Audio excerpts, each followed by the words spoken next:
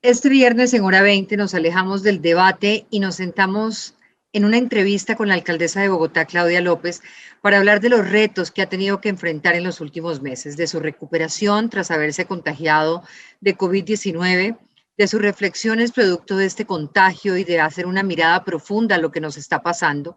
Hablaremos de los nuevos planes para Bogotá, de la reactivación total a partir del 8 de junio, de un nuevo enfoque de su administración para responderle a los jóvenes. Alcaldesa Claudia López, gracias por estar con nosotros esta noche. Gracias por estar aquí. Diana, muy querida, muchísimas gracias por la oportunidad. Desde hace un mes, todas las ciudades de Colombia han sentido el impacto del estallido social, particularmente Bogotá y Cali han sido epicentro de manifestaciones, de grandes demostraciones culturales, de asistencia masiva y no obstante al tiempo se han registrado graves hechos de violencia. Según la misma alcaldía, se han registrado más de 740 heridos en las 755 actividades de protesta.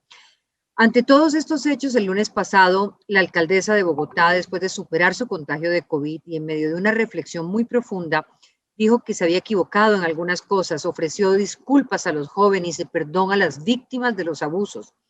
Planteó soluciones económicas y sociales, pues hoy Bogotá tiene 3.3 millones de personas en la pobreza, más del 20% de los jóvenes ni estudian ni trabajan, al tiempo que esta realidad se cruza con el momento más crítico de la pandemia que hemos podido vivir. Son las 3:30 de la tarde. Estamos grabando esta entrevista precisamente porque la alcaldesa está minuto a minuto en un día como hoy, cuando se cumple un mes del paro, analizando la ciudad, atendiendo lo que ocurre. Y le pregunto a esta hora, cuando son las 8 de la noche y nos están escuchando, para cuando sean las 8 de la noche y nos estén escuchando, ¿cómo se imagina, si es posible imaginarse y no es un ejercicio de adivinanza, que va a estar esa ciudad, que va a estar la ciudad que usted dirige, cuando desde muy temprano, ya puntos de Transmilenio, tenían una afectación muy grande en su movilidad? Alcaldesa.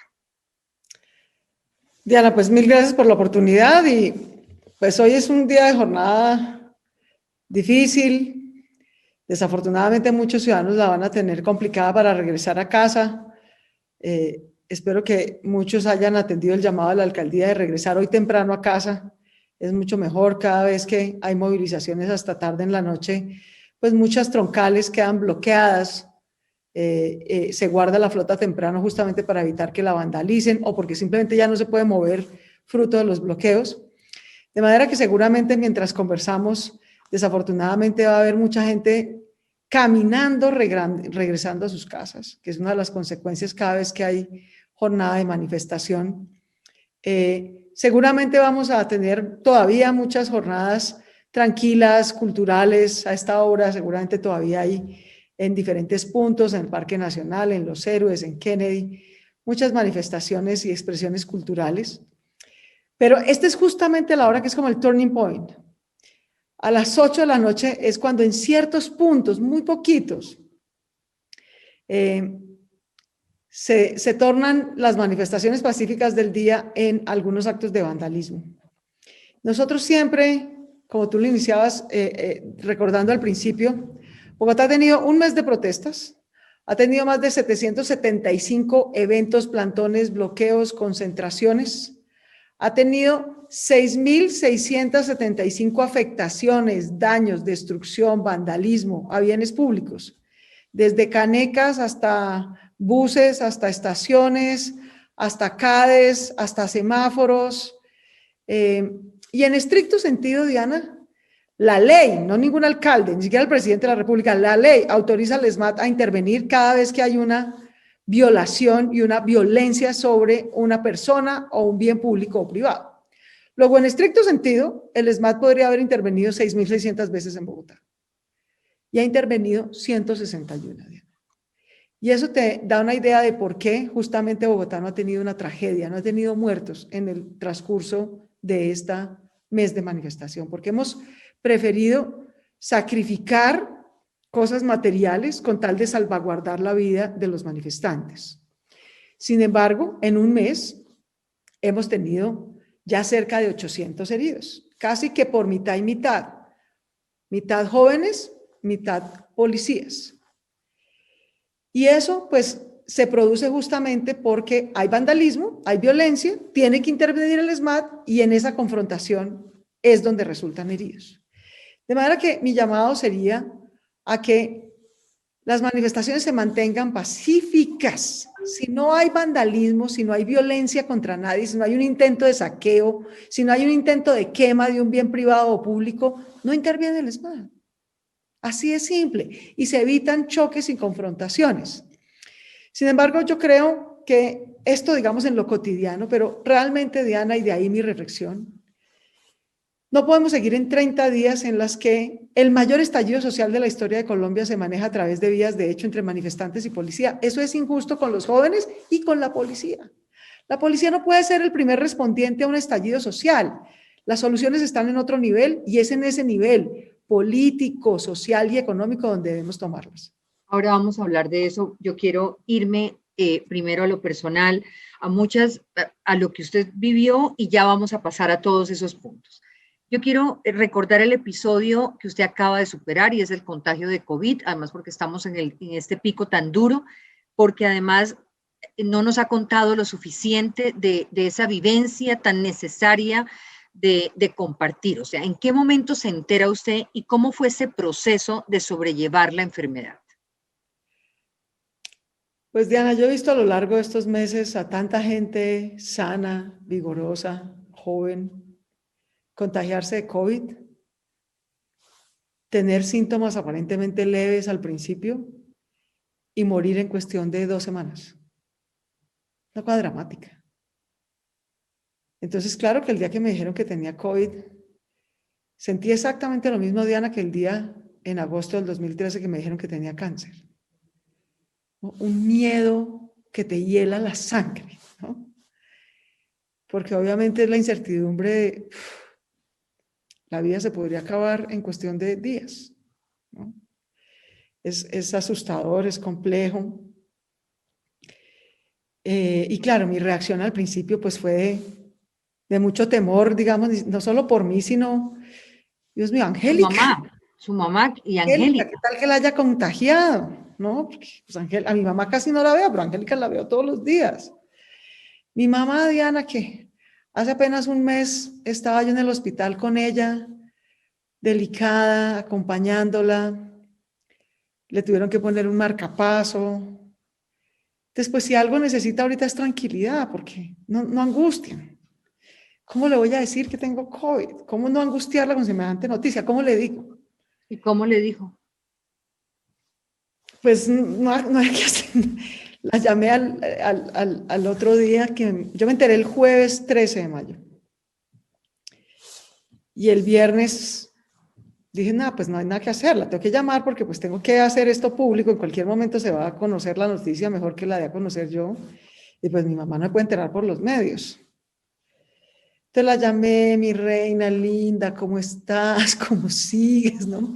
Como tratando de que pudiéramos conversar 5 minutos y que ella me notara bien, ¿no? Y a los 5 minutos le dije, mi reina, te voy a dar una noticia, pero no te preocupes. Y no fue sino decirle eso y me dijo, ¿qué te pasó? ¿No? No te preocupes, tengo COVID, no me digas. Dios mío, Virgen Santa, ¿qué te va a pasar? ¿Dónde estás? ¿Cómo te sientes? Entonces, tranquila, mi reina, no como otros 5 minutos tratando de que se lo tomara con calma. No te preocupes, yo estoy bien, no me ha dado nada, no tengo síntomas, no te preocupes, todo va a estar muy bien, no te preocupes. Entonces, bueno, eso fue difícil, pero obviamente las mamás son las mamás, ¿no? Tú lo sabes, ¿no? Esto de tú estás bien y no te va a pasar nada, obviamente eso no se lo cree ninguna mamá. Entonces, pues se quedó un poquito angustiada, pero pues de ahí para adelante fue como todos los días que me escuchara la voz. Angélica no se contagió. Angélica no se contagió afortunadamente. Ella le hicieron la prueba, pues tan pronto me notificaron a mí que me había dado positivo, pues le mandaron a hacer la prueba a ella. Dio negativo. Y lo otro era, Dios mío, o sea, ¿cómo se me ocurre enfermarme en este momento? O sea, no, tengo que estar al frente de 1000 cosas, tengo que estar al frente del puesto de mando unificado. Estábamos ya trabajando desde que salieron las cifras del DANE, hace ya un mes, con semejante cosa tan dramática de pobreza. El día que salieron, empezamos a trabajar en el programa de rescate social en la alcaldía. Era lo obvio. Pero pues todavía nos faltaban terminar esas cifras, terminar el trabajo, los equipos técnicos están trabajando. De la Yo soy angustia de la enfermedad más la el puesto angustia más de no poder notificado, responder en el momento de la gobernabilidad más urgente. más urgente, o sea, ¿cómo no voy a estar en el momento más Y con su urgente? secretario de gobierno enfermo también. Y además con mi secretario de gobierno, Luis Ernesto, hacía pocos días también, y estaba grave, tuvo que estar hospitalizado, Luis Ernesto además tiene asma, entonces, pues a cualquier persona que tenga un síntoma respiratorio que además le dé COVID es muy riesgoso. ¿Cómo fueron sus síntomas, alcaldesa? En ese momento yo lo que estaba era muy cansada, Diana, yo llevaba varios días muy cansada, entonces yo como que decía, bueno, pues obvio, he dormido 4 horas al día porque salgo a las 2 de la mañana del PBU, vuelvo y estoy en pie a las 6, claro que estoy cansada, es por eso. No. Entonces mi primera reacción fue como, no, yo tengo que, bueno, yo me quedo aquí en la casa, pero, y me aíslo, pero pues yo tengo que estar al frente. Entonces fue como el viernes, como todo el mundo diciéndome, no puedes hacer eso. Te tienes que desconectar, te tienes que aislar, porque esto es una enfermedad viral, Claudia. Si tú sigues angustiada, si sigues con estrés, el solo estrés te va a seguir profundizando los síntomas de la enfermedad. Entonces, bueno, todo un día de toda suerte de conversaciones con todos los médicos tratando de convencerme que me tenía no solo que aislar, sino que desconectar. Entonces, pues bueno, pues hacer caso, porque ¿qué más puede hacer uno cuando tiene cualquier enfermedad? Pues hacerle caso a los médicos, no hay nada que hacer. Claro.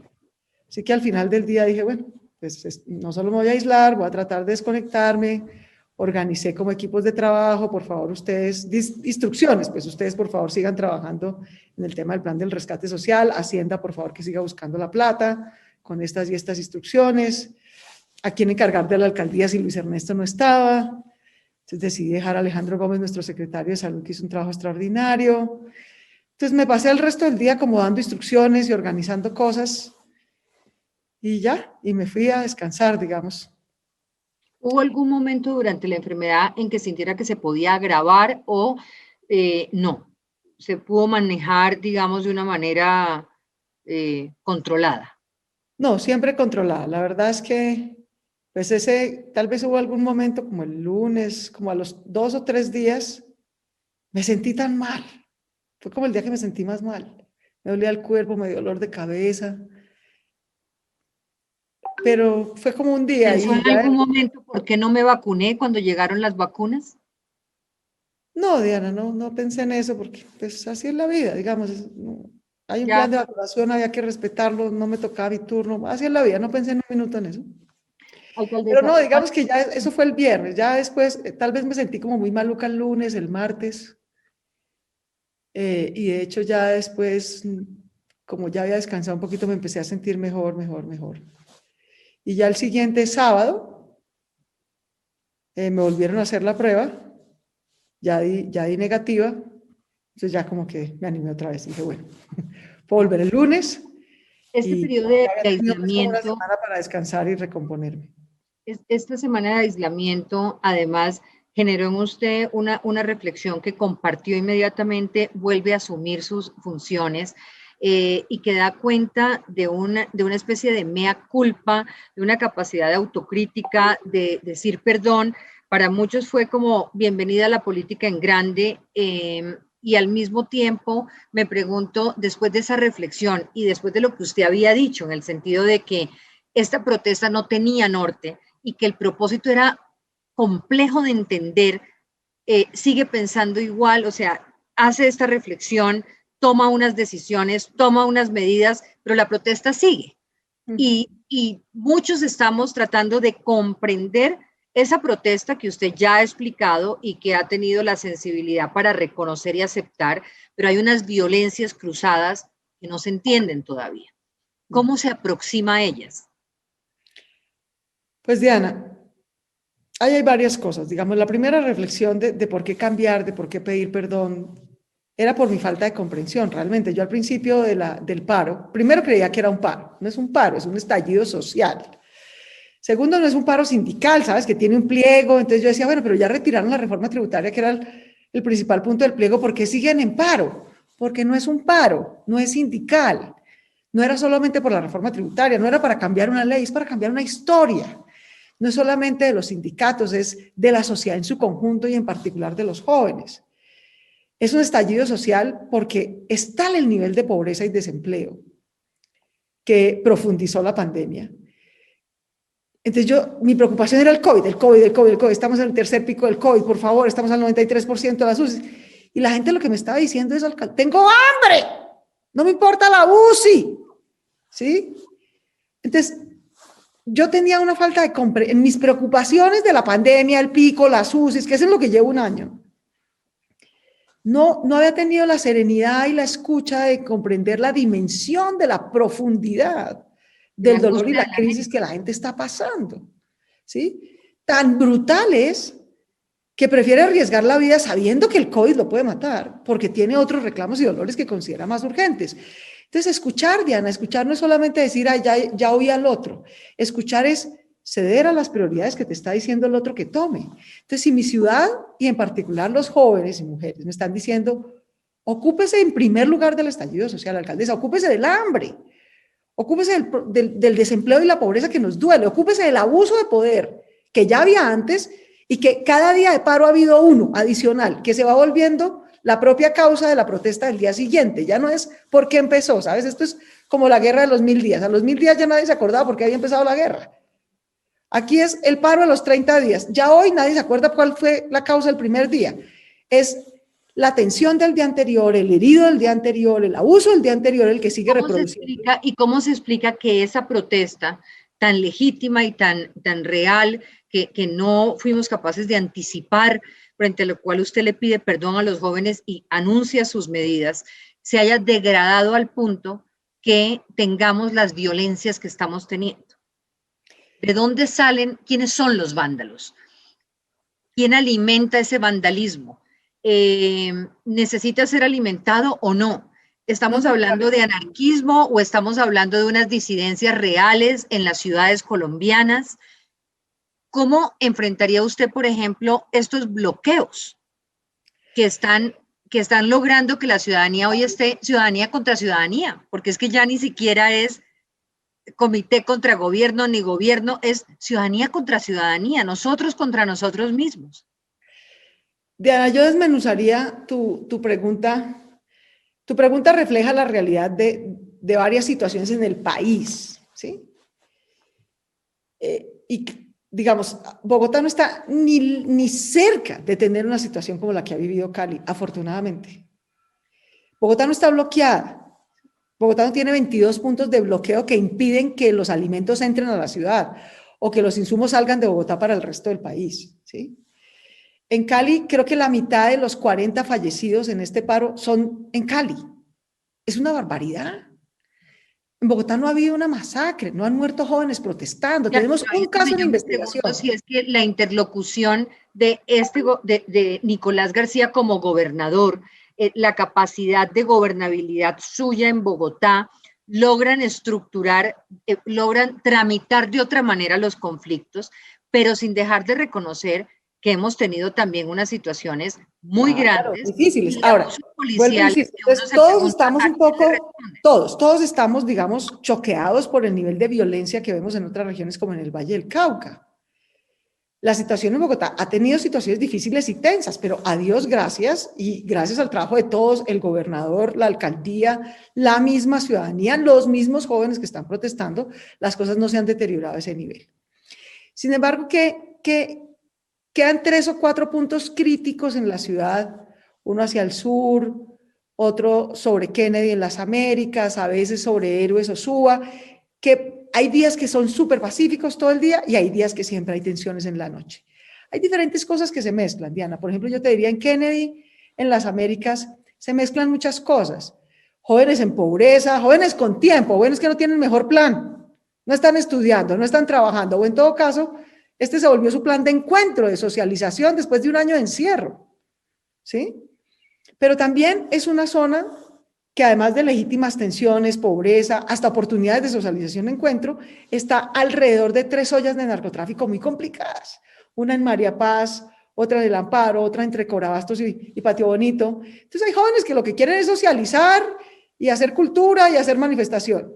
Pero también, obviamente, los de las ollas de microtráfico aprovechan, meten plata, pagan a una gente para que vayan y quemen y lancen bombas molotov y tal, Porque además ellos felices, los ladrones, los criminales, los jíbaros, felices de que la policía no esté atenta digamos, a confrontar su criminalidad, sino entretenida pues en el tema de la protesta. Hay mucho político metido. En las Américas yo te diría que es el desfiladero de políticos, ¿no? Cada uno tratando de lucirse, de hacer allí, de ayudar también, de entender, también metiendo plata, ¿no? No diría yo que para vandalismo, pero sí, digamos, para mantener la protesta, ¿no? ¿Quiénes son esos políticos, alcaldesa? Ha habido muchos, digamos, muchos, sobre todo de Colombia Humana, de frente, pero además está en sus redes, aquí venimos, vamos, no sé qué, todo el mundo, pero todo el mundo no digo de mala fe, digamos. El Consejo de Bogotá hizo una sesión allá para escuchar, pero hay mucho político, entonces eso mantiene ese espacio como un espacio de acción política, electoral, no solamente como un espacio de movilización ciudadana. Entonces se mezclan muchas cosas, ¿sabes? Se mezclan muchas cosas y como lo que no debemos hacer es empaquetar todo en una sola bolsa, ¿sí? Decir, eso es una cosa de politiquería electoral. No, no todo es eso, ¿sí? O no, solamente es una cosa de protesta juvenil cultural. No, porque no solamente es eso. O solamente es una cosa de vándalos y criminales pagados por unos jíbaros. No. Entonces, hay que ir con pinzas tratando de tratar cada cosa en lo que es, ¿sí? Eso toma tiempo, eso requiere paciencia, eso requiere usar diferentes canales, y yo estoy segura que en la medida en que demos respuestas como las que dimos, estructurales de un plan de pobreza, de un plan de combate a el desempleo de los jóvenes, de que puedan volver a estudiar, porque estamos vacunando a los maestros para que puedan volver a ir presencialmente al colegio. O sea, en la medida en que todas esas medidas ya empiecen a tener efectos en el transcurso de un par de semanas, la tensión se va a ir aliviando. Y también espero, Diana, porque aquí yo di los pasos que me correspondía a mí, pedir perdón, reconocer la magnitud de lo que estaba doliéndole a los jóvenes y a mi ciudad para proponer soluciones, reconocer la gravedad de los hechos de afectación a la vida. No hay razón para que 350 jóvenes estén heridos, 33 estén heridos en su cara o en sus ojos, 8 estén a riesgo de perder un ojo. Eso es inadmisible, Diana. ¿Yo qué le digo a los papás de 8 chicos que tal vez se queden sin visión en un ojo? O sea, eso es inadmisible. Poner eso para que no haya impunidad y reactivar la ciudad para que el sector productivo pueda generar empleo. Pero también, Diana, necesitamos que los demás den su paso. Que el comité de paro de paso, que ya le voy a preguntar. Muchos dicen, la alcaldesa hace este reconocimiento y además pide y se duele de lo que le pasa a estos jóvenes y a estos que están en la calle, pero no se duele de la fuerza pública. ¿Usted qué le responde a estas personas? Es completamente falso, Diana. De hecho, yo, a riesgo de que suene impopular, pero es que este no es un concurso de popularidad, yo he reconocido en todos los escenarios, incluido el día que le entregué el informe a la alta comisionada de Naciones Unidas, que claro, felicitó, que dice que usted desconoció a la alcaldía y felicitó a la Policía Metropolitana de Bogotá por los cambios que viene haciendo desde septiembre del año pasado, cuando sí tuvimos una masacre de jóvenes, 10 jóvenes asesinados en una noche, en medio de tiros indiscriminados de algunos miembros de la policía, ¿sí? Es que Bogotá sabe lo que es tener una tragedia como la que le está pasando a Cali. Acá nos pasó primero, en una noche. En una noche, Diana, en un día tuvimos 350 heridos, o sea, lo que hemos tenido en un mes. De esos 350, 75 eran a bala y 10 habían muerto. O sea, Bogotá sabe lo que se pasa cuando se arma de verdad una masacre de confrontación a bala con la policía. Y por eso hemos venido haciendo muchos cambios. Cambios que se reflejan en que no tengamos un muerto hoy en situaciones como las que tuvimos en septiembre, ¿sí? Y también denuncié, Diana, no solamente los actos de abuso de la fuerza, porque lo sabido, no te digo que tengo a 33 jóvenes heridos en su cara y en sus ojos, jóvenes, pero también denuncié, Diana, 15 intentos de homicidio, porque es que eso no han sido heridos de la policía. A miembros de nuestra Policía Metropolitana los han tratado de matar vándalos. Y los denuncié por intento de homicidio ante la Fiscalía y ante Naciones Unidas. ¿Sí? Porque eso no es admisible. Pueda que unos se hayan equivocado y hayan usado mal las armas de gas o aturdidoras y hayan terminado lesionando a unos jóvenes, violando los protocolos. Pero eso no justifica que traten de matar a 15 policías, ni más faltaba. ¿Ya? Entonces, denuncié ambas cosas y reconocí, y vuelvo a reconocer, Diana, que gracias al cambio real, operativo, de formación, de entrenamiento, de operación diaria, que ha hecho la Policía Metropolitana de Bogotá desde septiembre del año pasado hasta hoy, no hemos tenido en un mes de paro una tragedia como la que tuvimos en septiembre del año pasado. Y eso no es por suerte, eso es porque ha habido cambios reales, impulsados por el señor general Vargas desde la Policía Nacional y por los comandantes de la Policía Metropolitana aquí. Así que también hay que ser justos y reconocer también cuando ha habido un propósito de enmienda, la Policía Metropolitana lo ha tenido, no quiere decir que no haya estado exenta de errores y que no deban responder los miembros por esos errores. Pero no estamos ni de lejos, ni en la situación que tuvimos en septiembre del año pasado en Bogotá, ni en la situación que desafortunadamente ha tenido Cali. Alcaldesa, antes de ir a la pausa y entrar a la situación de COVID y de reactivación que usted ha propuesto, usted dice, ya yo di mi paso, otros tienen que dar esos pasos.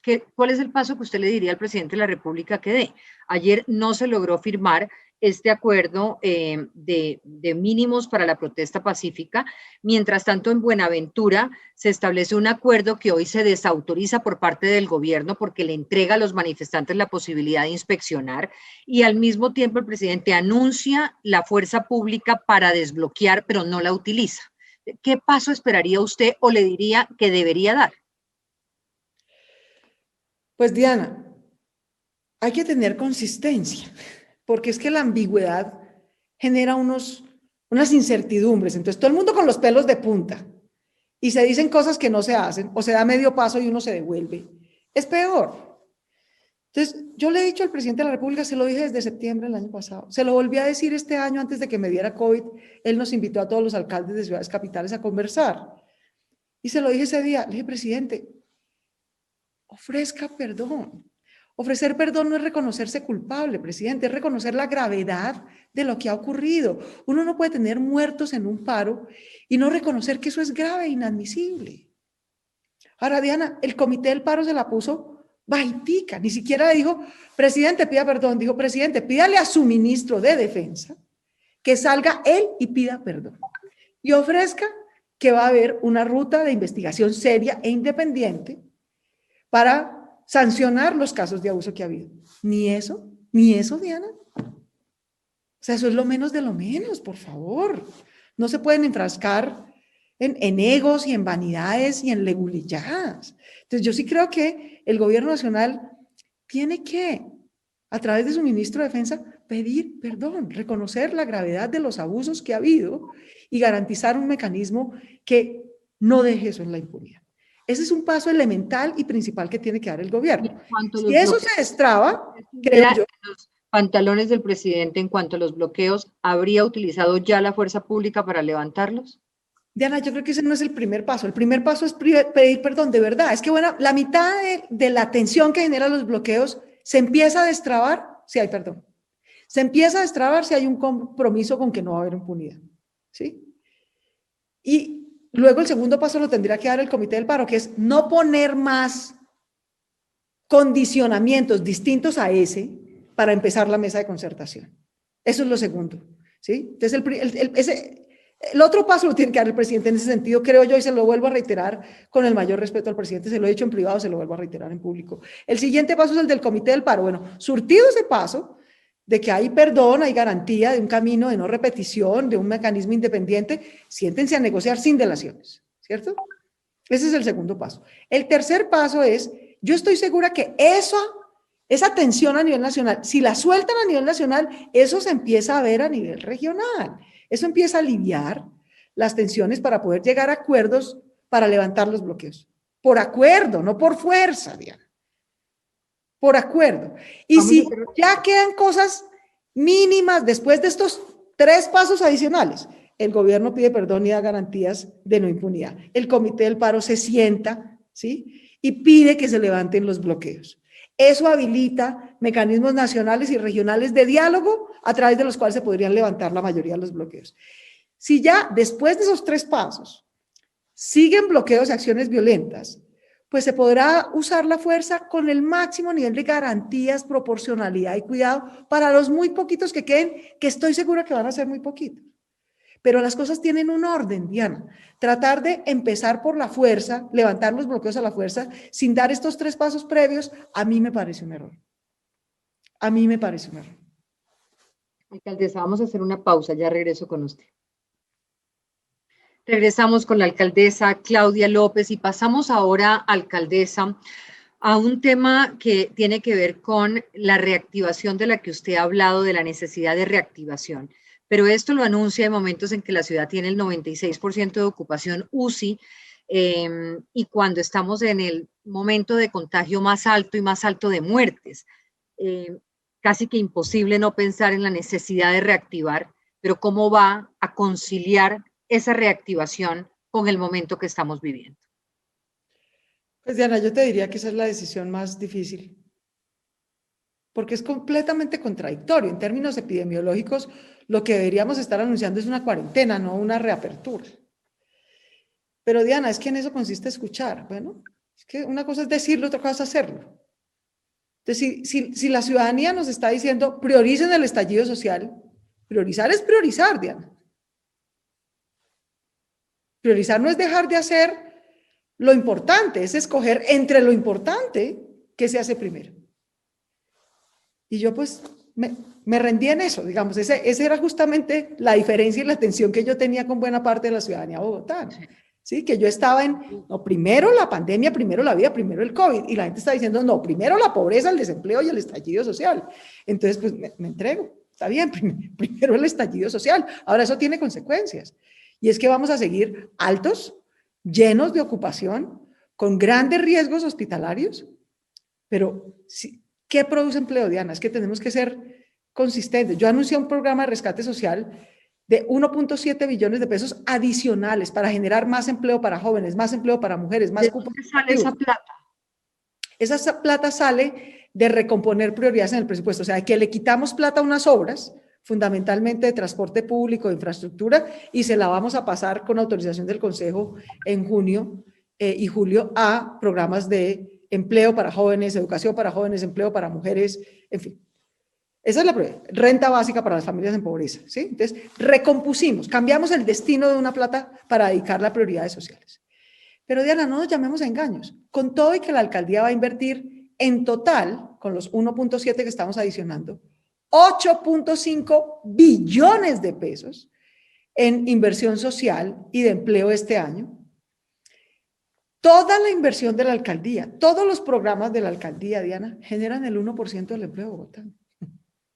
El 99% del empleo de Bogotá lo generan los empresarios, los tenderos, los comerciantes, los microempresarios, los emprendedores, los del sector servicios. Entonces, ¿qué tenemos que hacer? Pues poner a funcionar al mejor potencial esa máquina que es la mayor máquina de inclusión social y productiva que tiene no solo Bogotá, Colombia. El empresariado bogotano, en una ciudad que tiene el 15% de la población, produce el 30% del PIB, de la riqueza de Colombia. Entonces, toca echarla a andar. Ahora, echarla a andar en medio de la pandemia quiere decir que no podemos volver a eliminar todos los cuidados. Ahora sí que vamos a depender de cumplir los protocolos de bioseguridad. Ahora sí que vamos a depender de que todos usemos el tapabocas bien. Ahora sí que vamos a depender de que cada negocio y oficina tenga adecuada ventilación. Ahora sí que vamos a depender de que cumplan el control de aforos, porque abrir los bares y gastrobares, por ejemplo, los vamos a abrir todos, estábamos en piloto, ahora vamos a abrir el 100% a partir del 8 de junio. Pero pues los bares y gastrobares igual tienen que hacer un control del 35% de aforo, lo tienen que hacer porque no pueden operar al 100% de aforo. Entonces, ahora sí que vamos a depender del cuidado individual y colectivo, no de las restricciones que ponga la alcaldía de horarios. Ya no va a haber ley seca, ya no va a haber toque de queda, ya cada sector puede operar en el horario que le parezca más conveniente, excepto bares y gastrobares que va a ir hasta la 1 de la mañana. Entonces, ya no dependen de restricciones que nosotros pongamos, sino de la responsabilidad que cada uno asuma. Es un riesgo, pero es un riesgo que tenemos que asumir. Ahora, 5.4 millones de personas vacunadas es lo que entiendo que se necesita para tener la inmunidad de rebaño en Bogotá. Hasta el momento llevamos 1.8 millones de personas. ¿Podría haber una velocidad mayor al tiempo de esa reactivación para la vacunación? No, Bogotá lidera la vacunación en el país, como tú sabes. pone más o menos, ponía entre unas 30.000 vacunas diarias. Nosotros, Diana, tenemos toda la capacidad para llegar a 45.000 vacunas diarias, todos los días. Eso no depende, la capacidad está, los puestos de vacunación están, todo está, depende de que nos aseguren la entrega de un flujo de vacunas. Ese flujo ha mejorado, ¿cierto? Ha mejorado y el gobierno nacional tiene el firme propósito, digamos, de seguirlo mejorando. Entonces, eso también va a mejorar. De hecho, lo primero que hicimos es, bueno, vamos a aumentar a 45.000 vacunas diarias, pero vamos a priorizar a todos los maestros, maestras del sector público de jardines y colegios de Bogotá, porque necesitamos tenerlos con su dosis, doble dosis, en este mes, para que a más tardar en un mes pueda volver la educación presencial a tope, que esa es otra parte fundamental de reactivar la economía. Las mamás no van a dejar a sus niños solos en la casa, Diana, ni los papás. Si no los pueden mandar al colegio, no van a salir a buscar trabajo porque literalmente no pueden. Entonces, buena parte de la reactivación económica es poder garantizar la presencialidad escolar. Y la presencialidad escolar depende de que se acabe el paro, porque los sindicatos de maestros están en paro, pero también de que vacunemos a los maestros y maestras. ¿Cuánto espera usted que Bogotá tenga un efecto de reactivación o de crecimiento positivo a partir del 8 de junio cuando usted habla de reactivación total? Diana, esta maquinita funciona muy rápido y lo hemos visto, digamos, en enero. Mira, en el primer trimestre, ya salieron las cifras oficiales del DANE y demás. Y tú miras, en el primer trimestre, en enero estuvimos casi cerrados, ¿cierto? Por cuenta del segundo pico. En febrero, que ya pudimos reactivarnos, la economía reacciona muy rápido. En febrero ya habíamos crecido, en marzo íbamos creciendo, ya íbamos creciendo a 3.5. Ahora, a finales de abril, ¡pum!, otra vez vamos a caer. Entonces, esta máquina, si tú le das las señales, es que lo que necesita el empresariado es certidumbre, Diana. No es sino decirle a los empresarios, mire, a partir del 8 de junio, estas son las reglas. Y yo le garantizo que esas van a ser las reglas todo el segundo semestre, no se las vamos a cambiar. Entonces, con esa certeza, la gente empieza a planear. El del bar dice, listo, yo puedo operar desde el 8 de junio con el 35% aforo, esta ventilación, listo, yo me organizo. Y entonces, pues de pronto no alcanzo a volver a contratar los 10 meseros que tenía antes, pero ya sé que me alcanza para contratar 4. Y arrancan y contratan esos 4 y se organizan. Porque lo que necesitan los emprendedores y los empresarios no es plata, no es subsidios. Más que eso necesitan certeza, reglas claras. Pueda que no les gusten las reglas. Los bares quisieran que les dijéramos que pueden operar al 100% de aforo. Pero que les digamos, listo, pueden operar hasta la 1 de la mañana con 35% de aforo y con esta ventilación. Listo, alcaldesa, yo me acomodo, yo entiendo que todavía estamos en pandemia, pero deme certeza. No me diga que me va a dar esas reglas una semana y después me las quita, porque entonces yo no sé si contrato al mesero siguiente o no lo contrato, ¿sí? Entonces, vas a ver que para la medición de agosto, te lo puedo asegurar desde ya, cuando salga la medición económica de junio, julio y agosto, ya en agosto vamos a ver una reactivación importante. Vamos a ver que la economía empieza a crecer más, vamos a ver que se generan más empleos, porque además nosotros mismos desde la alcaldía, nosotros tenemos hoy, por decirte algo, en un programa de empleo de emergencia de mujeres, vamos a contratar 1.000 mujeres jardineras, ¿cierto? Que siembran árboles, que hacen cuidado de espacio público. Para agosto ya no tenemos 1.000, tenemos 5.000, ¿sí? Para agosto ya no tenemos 600.000 familias con renta básica, tenemos 950.000. Bueno, así la vida, la pobreza va bajando porque la gente tiene una platica, puede comer, ¿sí? No pasa hambre, puede pagar el arriendo, entonces no terminan un pagadiario. Bueno, entonces, eso tiene un efecto muy rápido porque es plata directa al bolsillo de la gente, bien sea por contrato de empleo o bien sea por renta básica. Entonces, la economía funciona, se reactiva relativamente rápido. Yo estoy segura que para el final de este año, ya es el cálculo que tenemos con nuestro secretario de Hacienda, para el final de este año la economía bogotana va a estar creciendo por encima del 4%. Y para principios del año entrante está creciendo por encima del 5%. Y eso es una máquina de generación de platica, de ingresos, para mamás, para personas humildes, para el señor de la construcción, para el joven que está estudiando y trabajando, para el que está solo estudiando, pero le damos una platica para que pueda sacar las fotocopias, tener el almuerzo, comprar el transporte. La plata se mueve, es que 1.7 billones de pesos repartidos en los bolsillos de los bogotanos es mucha plata, ¿sí? 8.5 billones de pesos repartidos en los bolsillos de los bogotanos es mucha plata que ayuda a reactivar la economía. Me vuelvo una cifra que necesito. Si pudiéramos vacunar 40.000 personas diarias, ¿en cuánto tiempo se establece la meta de inmunidad en Bogotá? ¿En diciembre? En diciembre. En diciembre, o sea, si nosotros tenemos el flujo de entrega de vacunas mejorado, como está haciendo ese esfuerzo el gobierno nacional, y ponemos la instalación de por lo menos 40.000, pero nosotros hemos hecho cuentas, si necesitan llegar a más 50.000, podemos. Pero solo con el promedio diario de 40.000 en flujo de entrega y flujo de aplicación, nosotros en diciembre hemos vacunado al 70% de la población a vacunar en Bogotá. Entonces eso ya es otra vida. Eso ya es otra vida. Antes de que se nos acabe el tiempo, unas preguntas puntuales de temas de la ciudad. El POT, que debía renovarse hace 8 años y hoy la ciudad tiene un POT muy viejo. ¿Cómo va ese proceso? ¿Cuál es la temperatura en el Consejo? Va muy bien, Diana, va muy bien. Y el esfuerzo que ha hecho la Alcaldía de Bogotá es que nosotros aquí estamos haciendo 2 planes de gobierno. El que vinimos a hacer, ¿no? Para el que nos eligieron y el de la emergencia. Y aquí trabajamos 24/7 y yo le agradezco mucho a todo mi equipo de trabajo, ¿sí? Porque es que no vamos a hacerlo urgente, por supuesto, pero no vamos a dejar de ser lo importante. Nosotros cumplimos la meta de que en mayo de este año entregábamos a la CAR para concertación ambiental el POT y lo entregamos. Y tenemos la meta de en agosto radicarlo ante el Consejo y lo vamos a radicar en agosto. Y esperamos que el Consejo lo haya aprobado para diciembre y confío en que el Consejo, con su sabiduría, con los cambios que estime pertinentes, lo va a aprobar en diciembre. Porque no podemos dejar de hacer lo importante por hacerlo urgente. Bogotá necesita un plan de ordenamiento territorial para que todo su sector de construcción tenga reglas claras para reactivar ese sector tan importante de hacer ciudad, de hacer vivienda. Bogotá necesita el metro y por eso seguimos haciendo todos los estudios para la segunda línea del metro. ¿Qué tan retrasados estamos con el metro? ¿Qué tan retrasados vamos con el metro?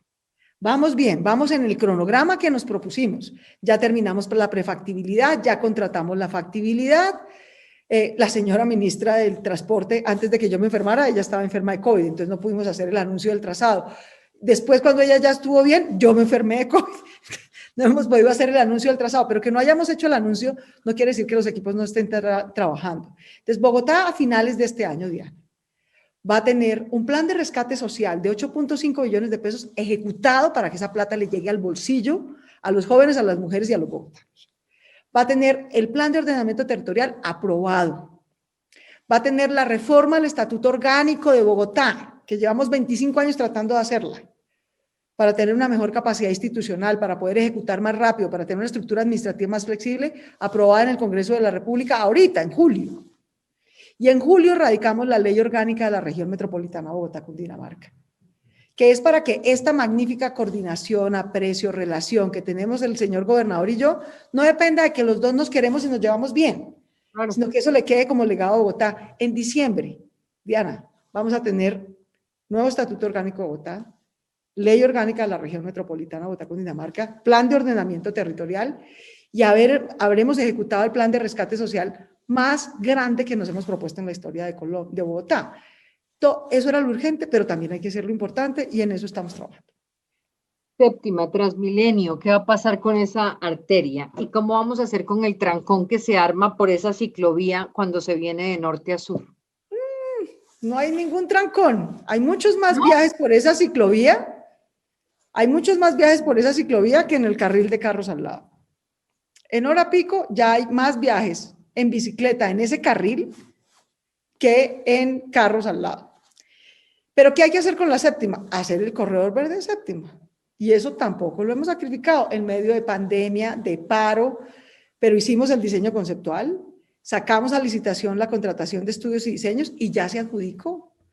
En el primer semestre del año entrante nos entregan los estudios y diseños definitivos y se contrata la construcción de la obra del corredor verde séptima, empieza el año entrante. Entonces eso tampoco lo hemos sacrificado porque la ciudad lo necesita, ¿sí? Y así las demás cosas. Tenemos muchas vías por ejecutar, pero este año, Diana, sacamos a licitación para que empiece el año entrante la obra. La ampliación de la autopista norte, que es que tú ves que Vienen de la autopista norte, tiene 6 carriles en Chía, 3 en Bogotá. Entonces, la ampliación de la autopista norte y de la séptima, dentro de Bogotá, ya salió a licitación, la obra empieza el año entrante.